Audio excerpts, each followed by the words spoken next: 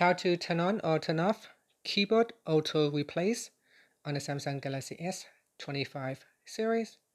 First, tap on the home button to return back to the home screen.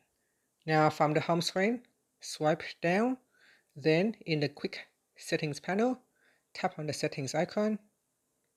Next, in here, you want to scroll down, and then from here, tap on General Management. Next, we scroll down and tap on Samsung keyboard settings.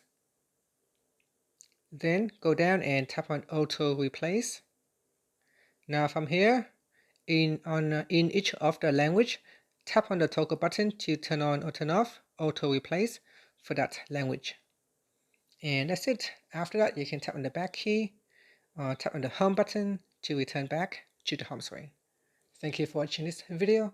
Please like and subscribe to my channel for more videos.